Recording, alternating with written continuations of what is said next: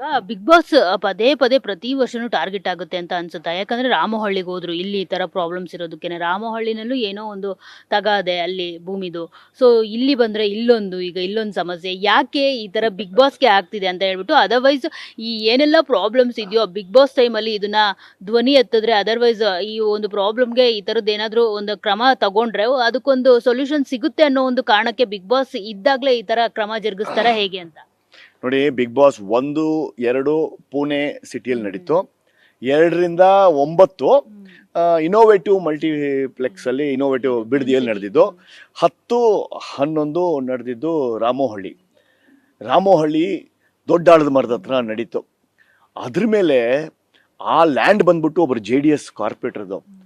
ಅದನ್ನ ಟಾರ್ಗೆಟ್ ಮಾಡಿ ಇದು ಅಗ್ರಿಕಲ್ಚರ್ ಲ್ಯಾಂಡ್ ಇಂದ ಕನ್ವರ್ಟ್ ಆಗಿಲ್ಲ ಅಂತ ಹೇಳಿ ಅದನ್ನ ತೊಂದರೆ ಕೊಟ್ಟು ಅಲ್ಲೂ ಹೋರಾಟಗಾರರು ಬಂದು ರೋಲ್ ಕಾಲ್ ಮಾಡಿರುವ ಪ್ರಸಂಗ ಇದೆ. ಅದಲ್ಲದೆ ವರ್ತೂರ್ ಸಂತೋಷ್ ಅವರು ಹುಲಿ ಉಗುರು ಹಾಕೊಂಡಿದ್ದಾರೆ ಅಂತ ಹೇಳಿ ಕೇಸ್ ಮಾಡಿ ಬಿಗ್ ಬಾಸ್ ಮನೆಯೊಳಗೆ ಎಂಟರ್ ಆಗಿ ಕಂಟೆಸ್ಟೆಂಟ್ನ ಕರ್ಕೊಂಡು ಹೋದ್ರು. ಸೊ ಪ್ರತಿ ಸಲ ಯಾಕೆ ಇದನ್ನ ಹೆಚ್ಚು ಬರುತ್ತೆ ಅಂದರೆ, ಈ ಅಡ್ವರ್ಟೈಸ್ಮೆಂಟು ಮತ್ತು ಸ್ಪಾನ್ಸರ್ಶಿಪ್ಪು ಈ ಶೋಗೆ ಬರೋ ಅಷ್ಟು ಬೇರೆ ಎಲ್ಲೂ ಬರೋದಿಲ್ಲ. ಇಲ್ಲಿ ಹೆಚ್ಚಾಗಿ ದುಡ್ಡು ಸೇರುತ್ತೆ, ಹೆಚ್ಚಾಗಿ ದುಡ್ಡು ಶೇಖರಣೆ ಆಗುತ್ತೆ, ಇಲ್ಲಿ ಹೆಚ್ಚು ಸಂಭಾವನೆ ಕೇಳ್ಬೋದು, ರೋಲ್ ಕಾಲ್ ಮಾಡ್ಬೋದು, ಅವರನ್ನ ಹೆದರ್ಸ್ಬೋದು ಅಂತ ಹೇಳಿ ಅನೇಕ ಸಂಘ ಸಂಸ್ಥೆಗಳು ಒಂದು ಕನ್ನಡ ಭಾಷೆ ಇಟ್ಕೊಂಡು ಬಾವುಟ ಇಟ್ಕೊಂಡು ರೋಲ್ ಕಾಲ್ ಮಾಡಿದ ಉದಾಹರಣೆ ಇದೆ.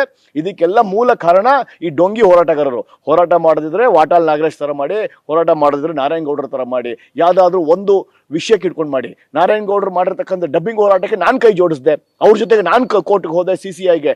ಆ ಥರದ ಒಂದು ಸ್ಟ್ರಕ್ಚರ್ಡ್ ಹೋರಾಟ ಮಾಡಬೇಕು. ವಾಟಾಳ್ ನಾಗರಾಜ್ ಅವರ ಹೋರಾಟ ಪ್ರಶಂಸನೀಯ. ಯಾವಾಗ ಮಹಾಜನ್ ವರದಿ ಆಗಿರ್ಬೋದು, ಬೆಳಗಾವ್ ಆಗಿರ್ಬೋದು, ಕರ್ನಾಟಕ ಏಕೀಕರಣ ಸಮಿತಿ ಆಗಿರ್ಬೋದು, ಎಲ್ಲದಕ್ಕೂ ಹೋರಾಡಿದ ಆ ಮಹಾ ವ್ಯಕ್ತಿ ವಾಟಾಳ್ ನಾಗರಾಜನ್ನ ಪ್ರಶಂಸೆ ಮಾಡ್ತೀವಿ. ಆದರೆ ರೋಲ್ ಕಾಲ್ ಮಾಡಿಕೊಂಡು ದುಡ್ಡು ಕೊಡಬೇಕು, ಮಾರ್ವಾಡಿಗಳಿಗೆ, ಮಲಯಾಳಿಗಳ ಜೊತೆಗೆ, ಹಿಂದಿಯವ್ರ ಜೊತೆಗೆ ಹೋಗಿ ಫ್ಯಾಕ್ಟ್ರಿ ಹಾಕಿದ್ರೆ ರೋಲ್ ಕಾಲ್ ಮಾಡೋದ ಸಂಸ್ಕೃತಿಯನ್ನ ಸರ್ಕಾರ ಗೂಂಡಾ ಕಾಯ್ದೆ ತಂದು ಅವರನ್ನ ಧಿಕ್ಕರಿಸಬೇಕು. ಇವರಿಂದ ಕರ್ನಾಟಕ ಬ್ರ್ಯಾಂಡ್ ಕರ್ನಾಟಕ ಕೆಟ್ಟ ಹೆಸರು ಬರ್ತಾ ಇದೆ.